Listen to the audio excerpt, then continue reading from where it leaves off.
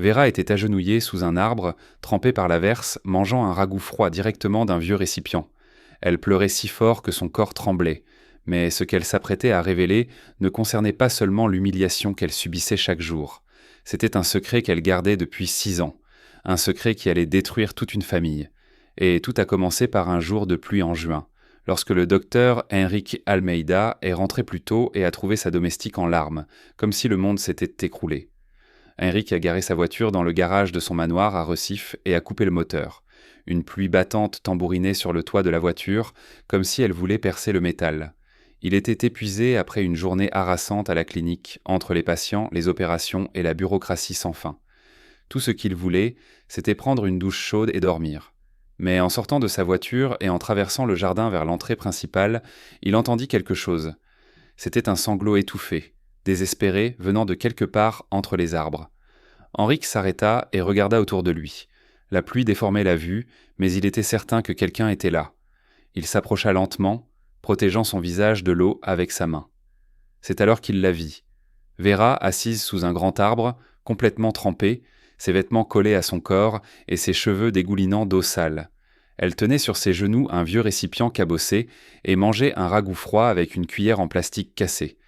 Mais ce n'était pas la faim qui la faisait sangloter ainsi. La raison était bien pire. Henrique s'approcha, effrayé. « Vera, que s'est-il passé ? Pourquoi es-tu ici, dehors sous la pluie ?»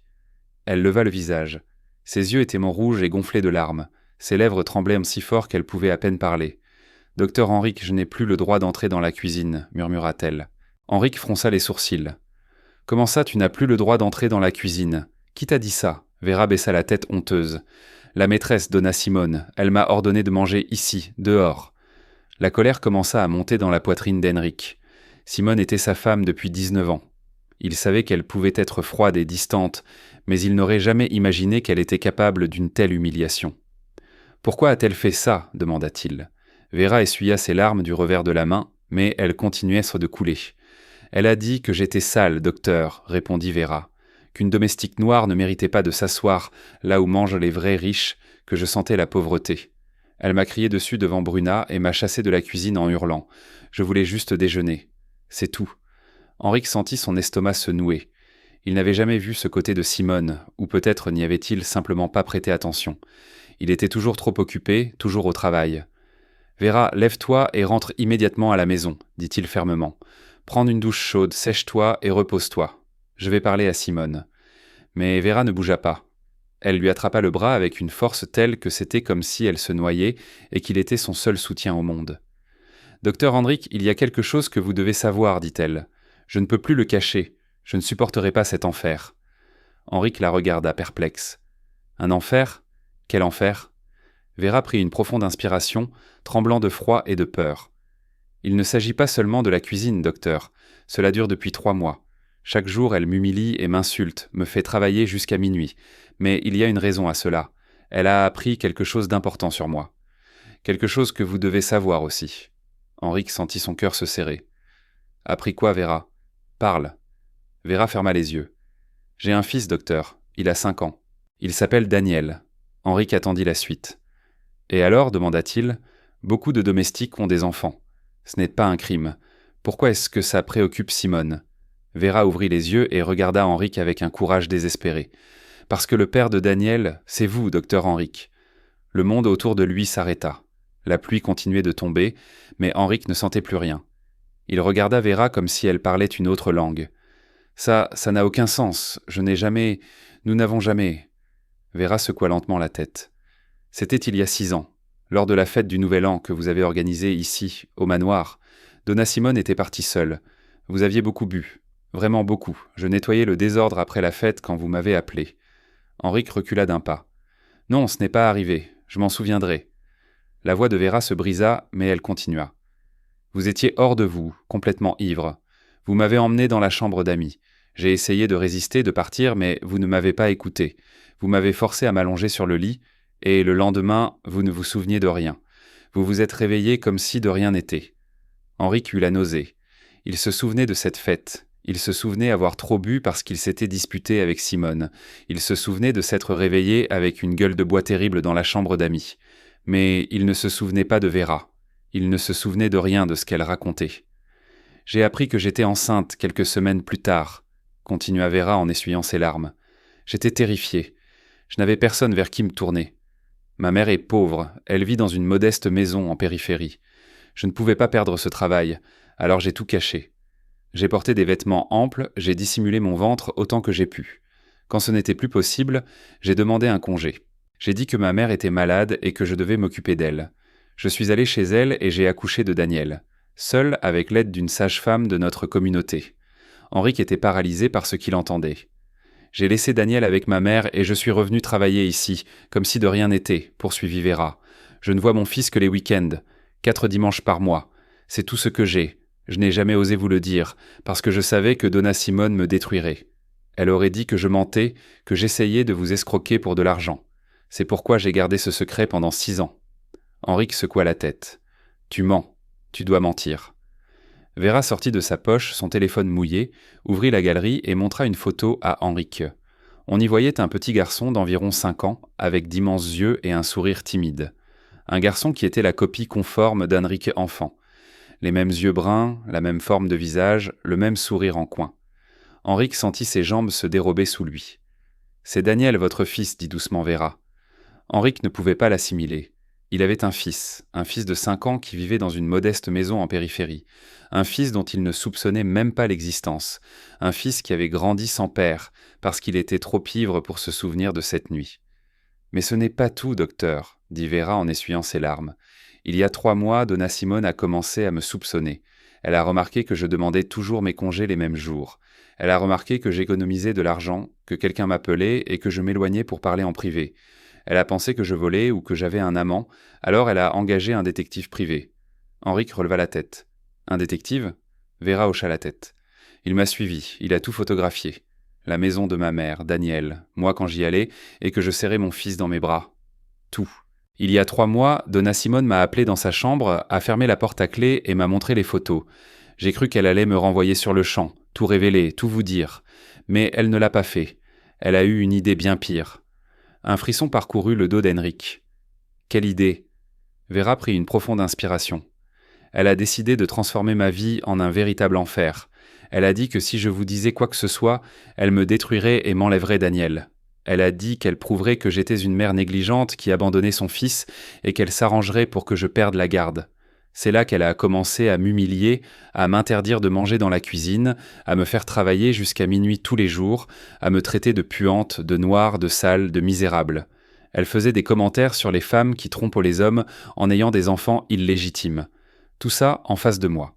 Et Bruna l'imitait. Elle jetait de la nourriture par terre et m'ordonnait de nettoyer à genoux, se moquait de moi et faisait des blagues sur les pauvres. Henrik était sous le choc. Il avait élevé une femme de monstre. « Vera, pourquoi ne m'as-tu rien dit plus tôt ?»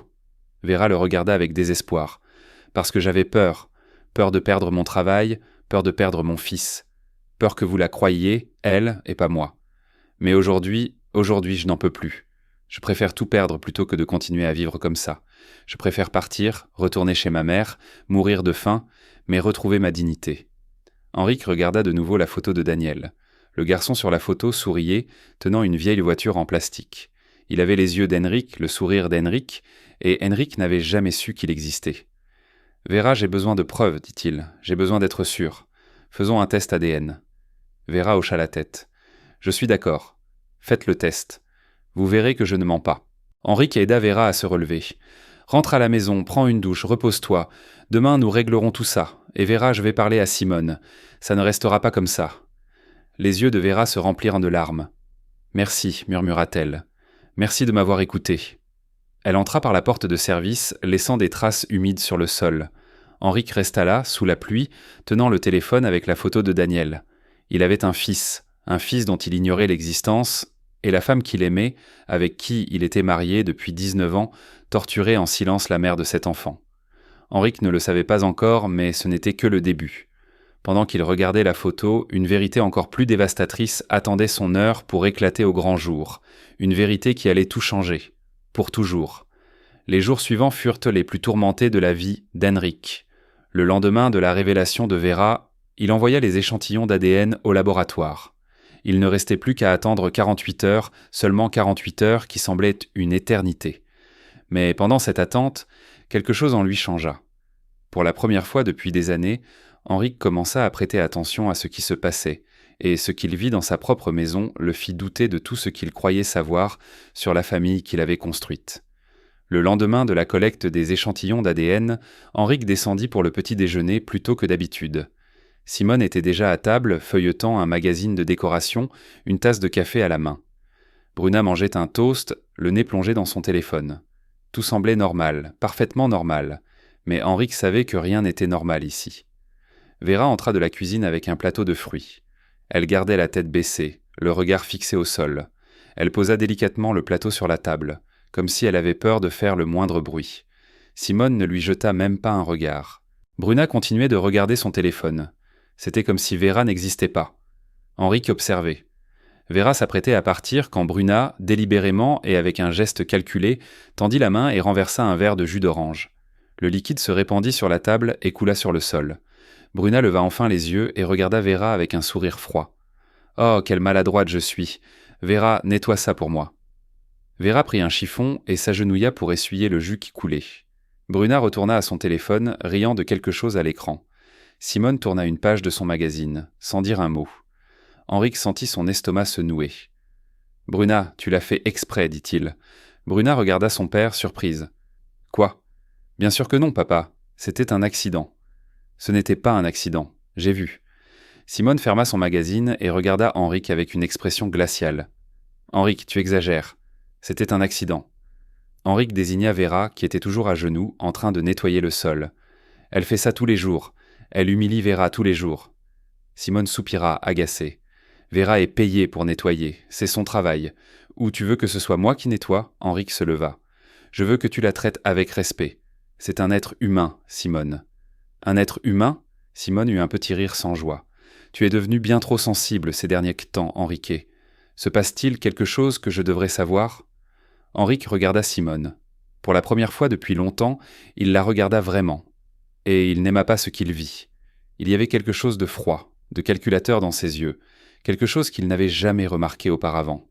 « Il n'y a rien que tu aies besoin de savoir. »« Pour l'instant, » répondit-il avant de quitter la pièce. Vera était toujours en train de nettoyer le sol en silence. 48 heures plus tard, tard dans la soirée du deuxième jour, Henrik reçut un email. Le résultat du test ADN était disponible. Il s'enferma dans son bureau, s'assit dans son fauteuil et ouvrit le fichier, les mains tremblantes. Il lut la première ligne, puis la deuxième, puis la troisième, et c'est alors qu'il vit le chiffre qui allait tout changer. Probabilité de paternité, 99,9%. Daniel était son fils. Vera n'avait pas menti. Henrik avait un fils de 5 ans, vivant dans une modeste maison en périphérie. Un fils qu'il n'avait jamais tenu dans ses bras, un fils qui avait grandi sans père, un fils qu'il avait, sans le savoir, élevé grâce au maigre salaire qu'il versait à Vera. Henrik laissa tomber sa tête entre ses mains et pleura. Il pleurait de culpabilité, de honte, il pleurait pour le garçon qui avait grandi sans lui, pour la vie qu'il avait manquée en étant trop ivre pour se souvenir de cette nuit. Quand il parvint enfin à se ressaisir, il prit son téléphone et appela Vera. « Vera, c'est Henriquet. J'ai besoin de rencontrer mon fils. Aujourd'hui. Maintenant. » 2 heures plus tard, Henrik gara sa voiture dans une rue étroite en périphérie de Recife. Les maisons étaient petites, serrées les unes contre les autres, peintes de couleurs délavées. Des enfants jouaient de pieds nus dans la rue et de la musique s'échappait de quelque part. Vera attendait devant la porte d'une petite maison bleue avec des barreaux aux fenêtres. Docteur Henrik, elle semblait nerveuse. Henrik sortit de la voiture et la suivit jusqu'à la porte. Vera frappa doucement. « Maman, c'est moi. » La porte fut ouverte par une femme d'une 50aine d'années.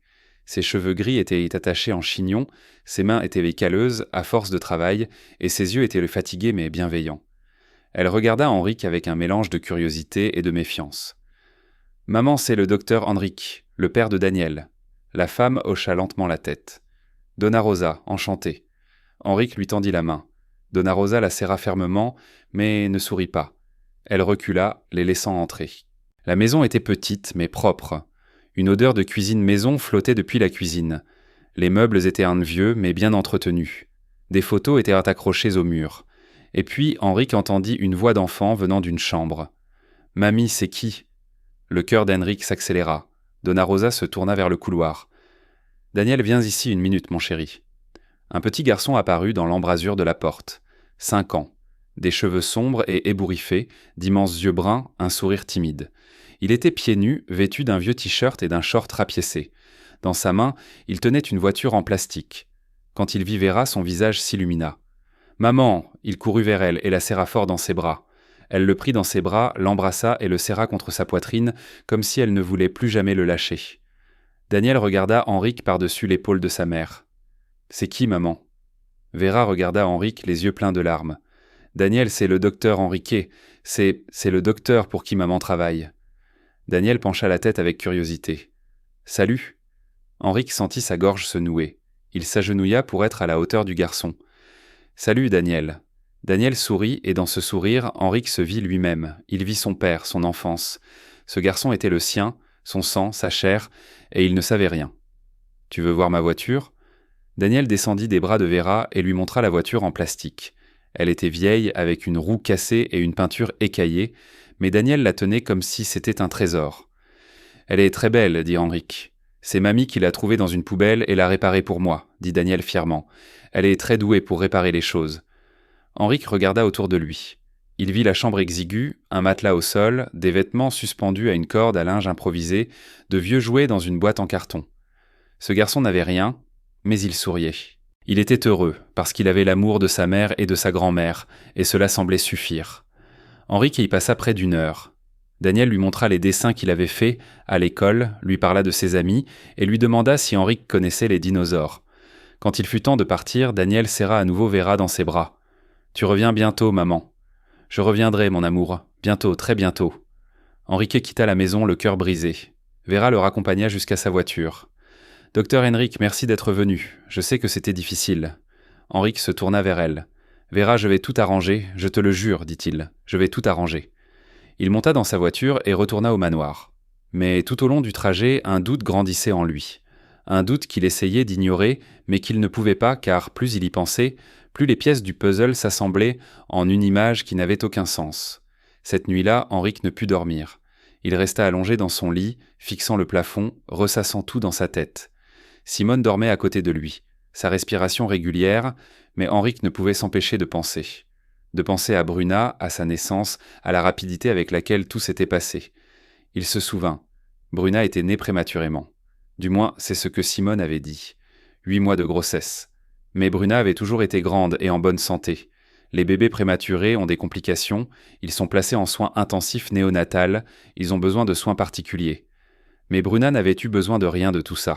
Elle pesait 3,5 kilos, se nourrissait seule et était sortie de la maternité au bout de 2 jours. Henrik était médecin. Il savait que quelque chose clochait. Les bébés de 8 mois ne naissent beau pas comme ça, sauf s'ils ne sont pas vraiment prématurés. Il se souvint d'autre chose. Simone avait insisté pour un mariage rapide. Elle avait dit qu'elle était enceinte, que sa famille était conservatrice et qu'il devait avoir se marier le plus vite possible. Henrik avait accepté parce qu'il l'aimait et lui faisait confiance. Mais si elle était enceinte, mais pas de lui, et si elle était déjà enceinte quand ils se sont mariés, Henrik s'assit dans son lit, le cœur battant la chamade. Il ne voulait pas y penser, ne voulait pas y croire, mais il ne pouvait s'en empêcher, car il y avait autre chose, enfoui au plus profond de sa mémoire, quelque chose dont il ne voulait pas se souvenir, mais qui revenait maintenant avec une force implacable. Leandro, son frère, son meilleur ami, son associé à la clinique, Leandro était mort il y a 18 ans dans un accident de moto. C'était rapide, inattendu, dévastateur. Le lundi matin, Leandro était vivant et le lundi après-midi, il était mort. Les freins de sa moto avaient lâché dans la descente de l'avenue Boa Viagem. Il avait percuté un camion de plein fouet. Mort sur le coup. Mais Leandro était prudent et méticuleux. Il prenait soin de sa moto comme de son propre fils, changeait l'huile, vérifiait les freins, faisait l'entretien régulier. La moto était neuve, elle n'avait que 6 mois. Comment les freins d'une moto neuve pouvaient-ils simplement lâcher ? Et il y avait autre chose. Leandro était mort 2 mois avant que Simone n'annonce sa grossesse. 2 mois. Henrik n'avait jamais fait le lien, n'y avait jamais pensé, mais maintenant il ne pouvait penser à rien d'autre. Et si Bruna n'était pas sa fille ? Et si Bruna était la fille de Leandro ? Henrik se leva, alla dans son bureau et ferma la porte à clé. Il ouvrit une armoire où étaient le rangée de vieux documents et chercha jusqu'à ce qu'il trouve le rapport d'accident de Leandro. Il le relut. Cause du décès, traumatisme crânien suite à une collision frontale. Cause de l'accident, défaillance mécanique des freins, aucune suspicion de crime, affaire classée. Mais si ce n'était pas un accident? Et si quelqu'un avait saboté les freins? Et si Leandro avait découvert quelque chose? S'il avait menacé de tout révéler? Une angoisse douloureuse l'empêchait de respirer, mais il devait savoir, il devait être sûr. Parce que si Simone était capable de torturer Vera pendant 3 mois, si elle pouvait pousser une femme à bout, de quoi d'autre était-elle capable? Henrik regarda par la fenêtre. Le soleil se levait, un nouveau jour commençait, mais pour lui tout avait changé. Il ne faisait plus confiance à Simone, ne la croyait plus et allait découvrir la vérité, quel qu'en soit le prix. Et tandis qu'Henrik regardait ce rapport, il ne savait pas que la vérité était sur le point d'éclater et de détruire tout ce qu'il croyait savoir sur sa propre vie. Henrik ne pouvait plus attendre. Il lui fallait des réponses. Il devait savoir s'il devenait fou ou si ses soupçons étaient vendés fondés. Et la seule façon de le savoir était d'affronter Simone. Un samedi matin, il lui demanda de venir dans son bureau pour une conversation à huis clos, juste tous les deux. Ce qui se passa ce matin-là marqua le début de la fin. Simone entra dans le bureau avec un air agacé. « Qu'y a-t-il de si urgent qui ne puisse attendre, Henrik? J'ai des choses à faire aujourd'hui. » Henrik était assis à son bureau, tenant une enveloppe contenant les résultats du test ADN. Il posa l'enveloppe sur le bureau et la poussa vers Simone. « Ouvre. » Simone regarda l'enveloppe, perplexe. « Qu'est-ce que c'est?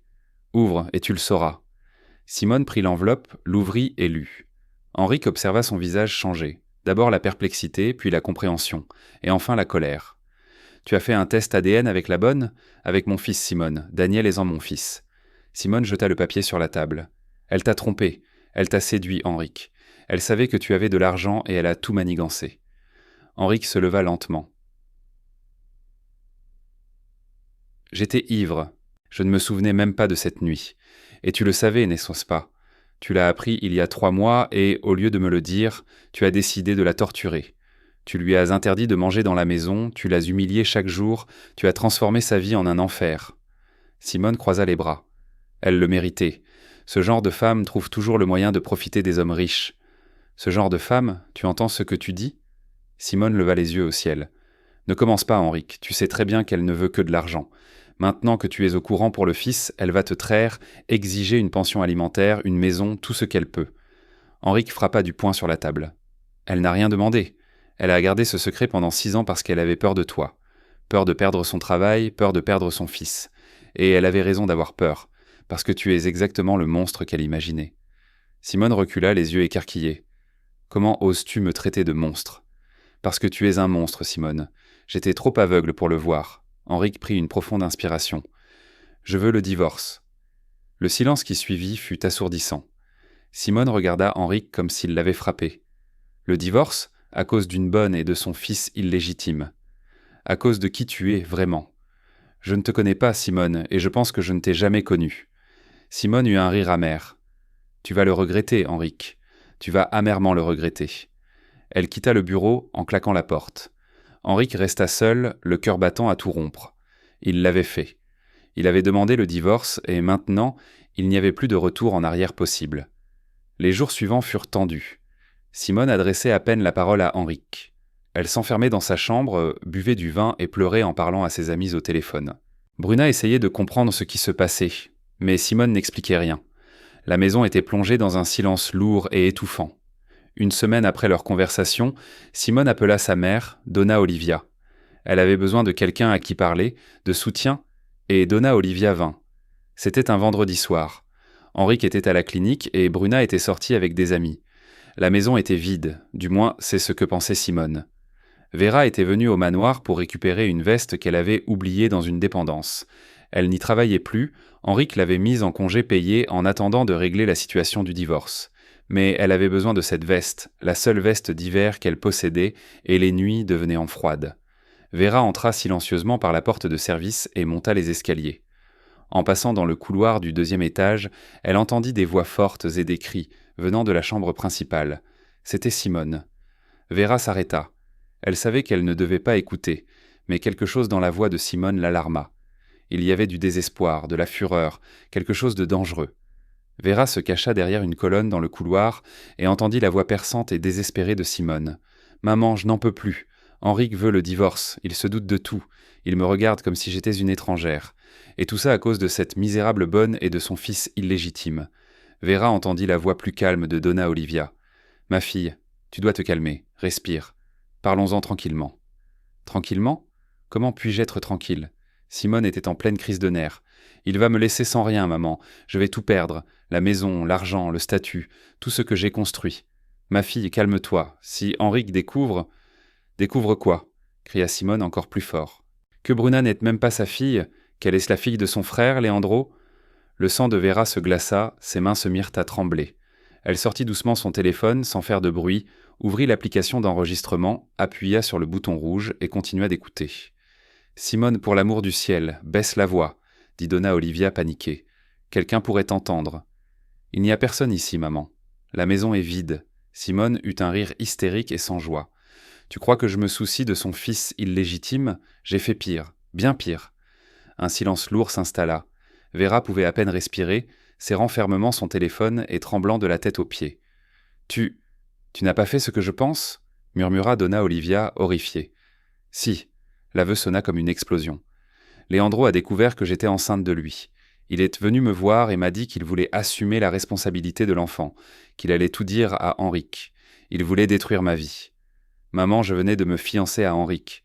Henrique était riche, prospère, respecté. Leandro n'était qu'un partenaire. Je n'allais pas tout gâcher pour une stupide nuit. Donna Olivia pleurait. « Simone, qu'as-tu fait ?»« Ce que je devais faire, » cria Simone. Il voulait tout dire à Henrique, me faire perdre tout. Le manoir, le mariage, la vie que j'avais planifiée. Je n'allais pas laisser un idiot romantique détruire mon avenir. Simone, l'accident de moto de Leandro... Donna Olivia pouvait à peine parler. Vera tremblait si fort qu'elle dut s'appuyer contre le mur. Des larmes couléant sur son visage, mais elle continuait d'enregistrer. Ce n'était pas un accident. L'aveu tomba comme une bombe. J'ai payé un mécanicien 5000 réaux en espèces. Je lui ai demandé de faire quelque chose à la moto de Leandro. Il a saboté les freins, il a coupé les câbles, usé les plaquettes, fait en sorte que ça ressemble à une défaillance mécanique. Simone riait et pleurait en même temps. Leandro est parti travailler un lundi matin, a pris sa moto, a descendu l'avenue Boa-Viagem, comme tous les jours. Sauf que lorsqu'il a eu besoin de freiner dans la descente, les freins n'ont pas fonctionné. Il a percuté un camion de plein fouet. Mort sur le coup. « Mon Dieu !» sanglotait Donna Olivia. « Tu as tué le frère de ton mari, le père de ta propre fille. Et ça a marché pendant 18 ans, » cria Simone avec une fierté morbide. Personne ne s'est douté de rien. La police a classé l'affaire comme un accident. Henrique a pleuré son frère et ne s'est jamais douté de rien. Je l'ai épousé 2 mois plus tard, j'ai fait semblant d'être enceinte de lui. Et Bruna est sonnée comme sa fille légitime. Elle a grandi riche, héritière gâtée. J'ai construit cette vie de mes propres mains. Tu es un monstre, dit Donna Olivia, anéantie. J'ai élevé un monstre. Je suis une survivante, cria Simone. J'ai fait ce qu'il fallait pour avoir la vie que je méritais, et je ne laisserai pas une bonne tout détruire. Je ne le permettrai pas. Un silence s'installa. Puis Simone reprit, sa voix plus basse mais toujours pleine de venin. Je trouverai un moyen de me débarrasser de Vera et de ce gamin. Je ne sais pas encore comment, mais je trouverai. S'il le faut, je... Vera arrêta l'enregistrement. Elle en avait assez entendu. Elle avait tout, chaque mot, chaque aveu, chaque détail du meurtre. Elle avait la preuve qui détruirait Simone pour toujours. Vera descendit les escaliers dans un silence absolu, le cœur battant si fort qu'elle crut qu'il allait exploser.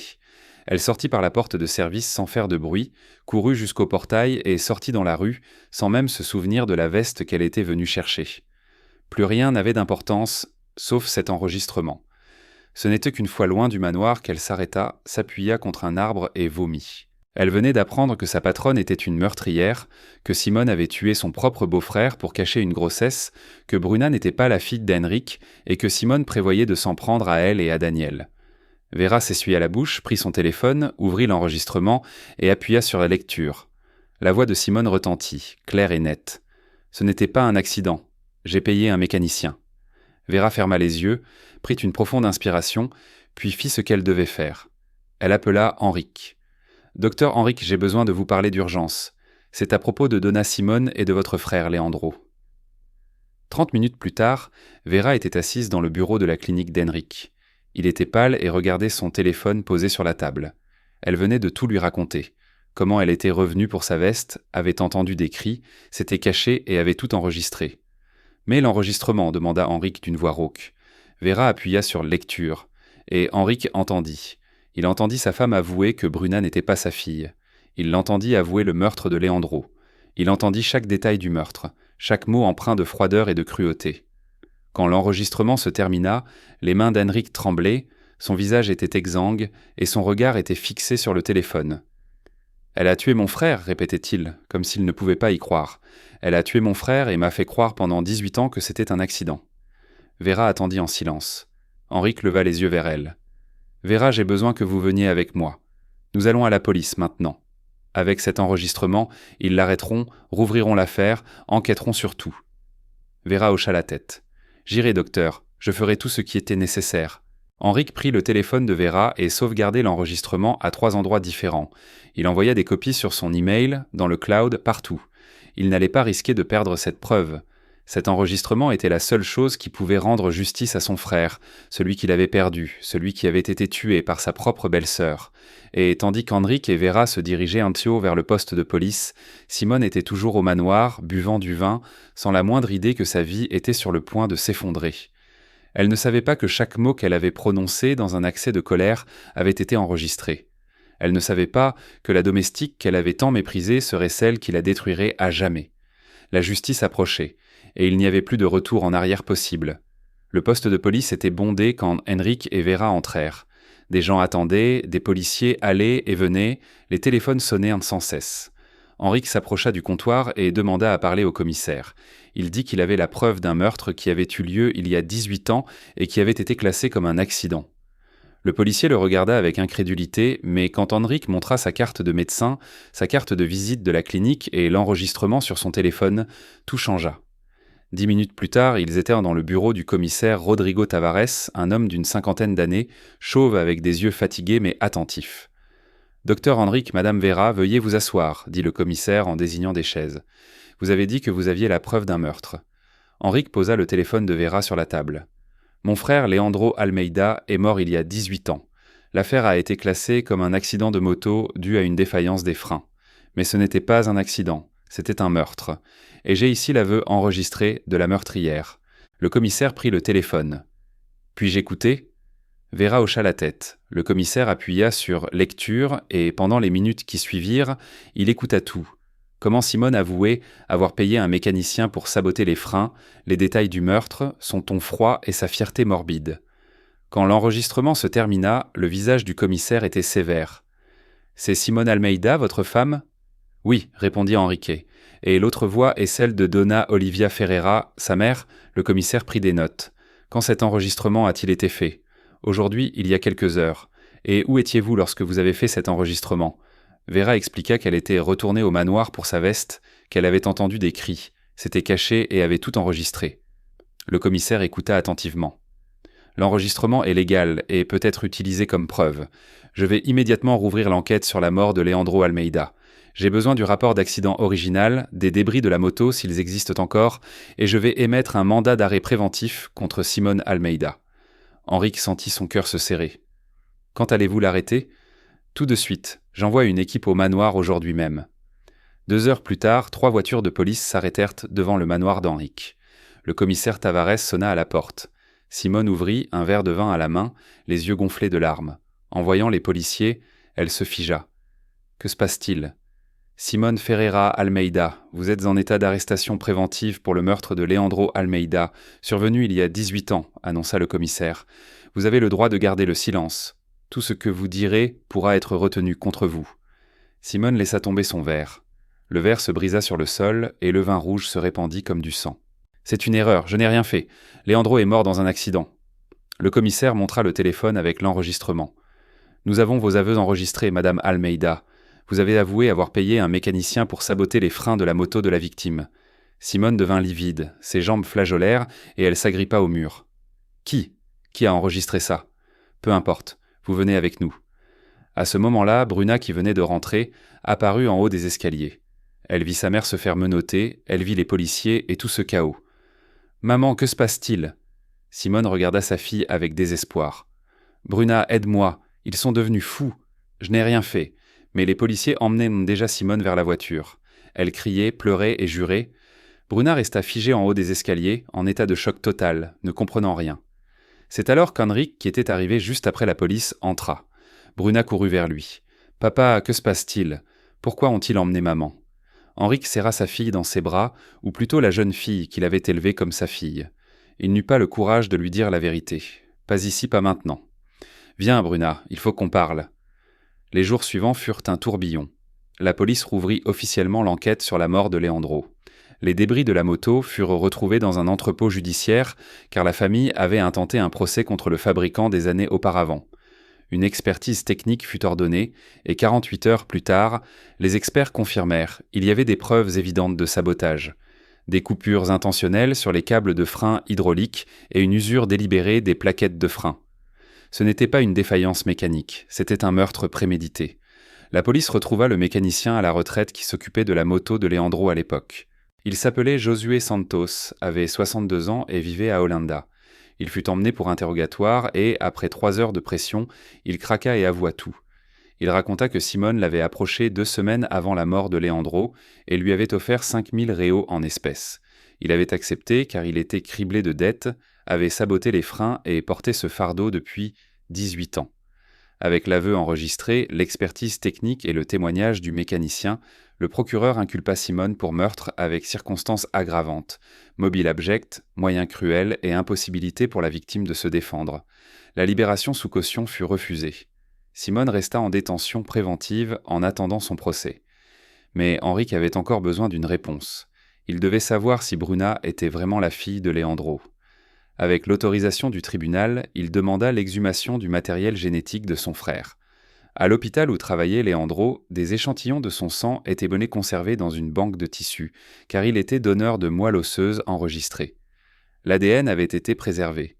Henrique préleva l'ADN de Bruna sur sa brosse à dents, l'envoya au laboratoire avec le matériel de Leandro et attendit encore 48 heures angoissantes. Quand le résultat arriva, Henrique était seul dans son bureau. Il ouvrit l'enveloppe, les mains tremblantes, lut le résultat et s'effondra dans son fauteuil. La probabilité de paternité entre Leandro Almeida et Bruna Almeida est de 99,9%. Bruna était la fille de Leandro. Henrique avait élevé sa nièce comme sa fille pendant 18 ans sans rien savoir. Il devait lui dire la vérité. Mais comment ? Comment dire à une jeune fille de 18 ans que son père a été tué par sa propre mère avant même sa naissance ? Comment lui dire que l'homme qu'elle considérait comme son père ne l'était pas ? Comment détruire le monde de quelqu'un ? Un dimanche après-midi, Henrique appela Bruna dans son bureau. Ils s'assirent et il lui prit les mains. « Bruna, il y a quelque chose que tu dois savoir, et ce sera très difficile à entendre. » Bruna le regarda avec crainte. « Quoi, papa ?» Henrique prit une profonde inspiration. « Tu n'es pas ma fille biologique. Tu es la fille de mon frère, Leandro. » Bruna cligna des yeux, confuse. « Quoi ? Ça n'a aucun sens. » « Ta mère a eu une liaison avec Leandro avant de m'épouser, expliqua Henrique. Elle était tombée enceinte de lui, mais ne voulait pas l'admettre. Alors elle a tout caché, m'a épousée et m'a fait croire que tu étais ma fille.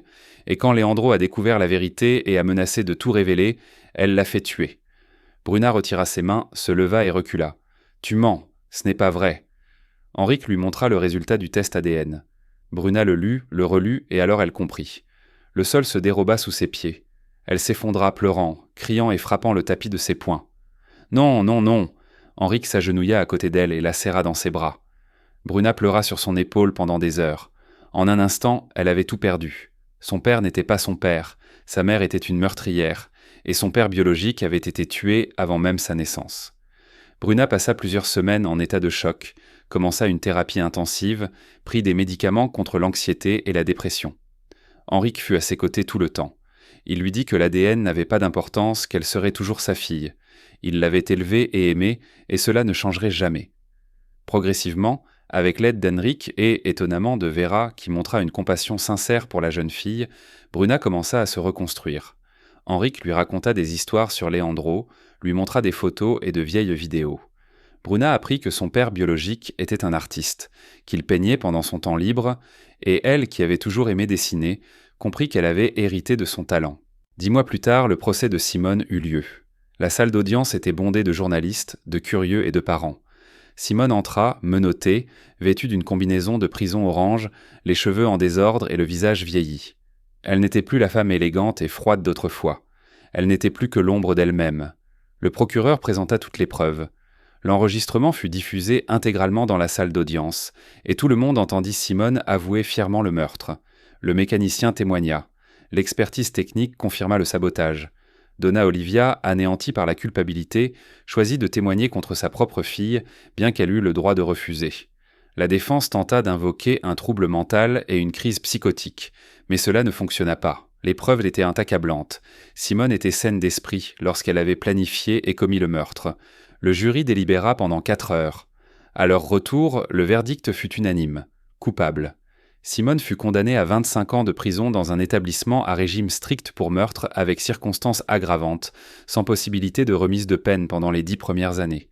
Elle cria, jura, tenta de s'enfuir, mais fut maîtrisée par les gardes et ramenée en prison. Henrique finalisa le divorce.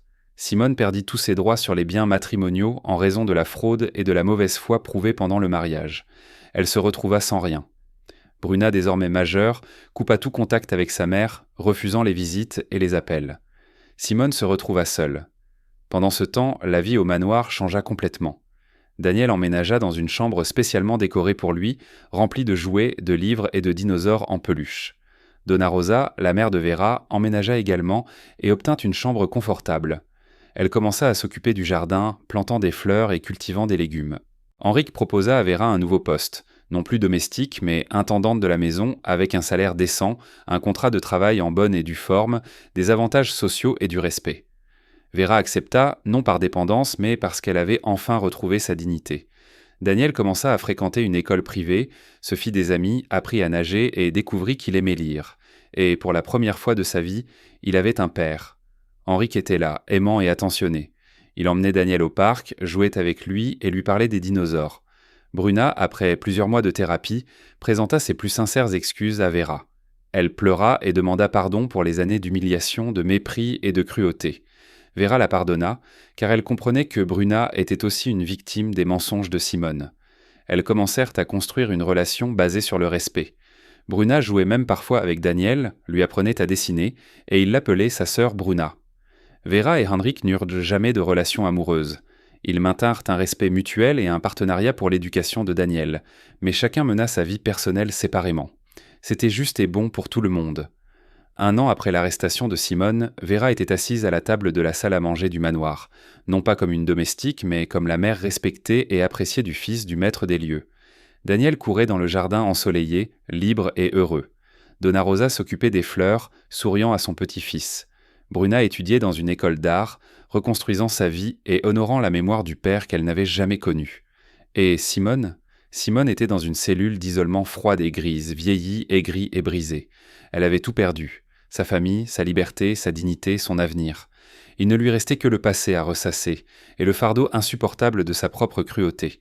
La justice avait triomphé, non seulement par la loi, mais aussi par la vérité, qui finit toujours par éclater. Peu importe le temps qui passe, peu importe le nombre de mensonges racontés, la vérité trouvera son chemin. Vera regarda par la fenêtre du manoir. Elle vit Daniel jouer, Donna Rosa arroser les plantes, elle vit la vie qu'elle avait construite avec dignité, courage et amour. Elle avait gagné non par la haine ou la vengeance, mais par la vérité. Et tandis que le soleil se couchait sur Recife, peignant le ciel de teintes orangées et roses, Vera sourit. Pour la première fois depuis longtemps, elle se sentait entière. Le bien, l'humilité et l'amour avaient triomphé.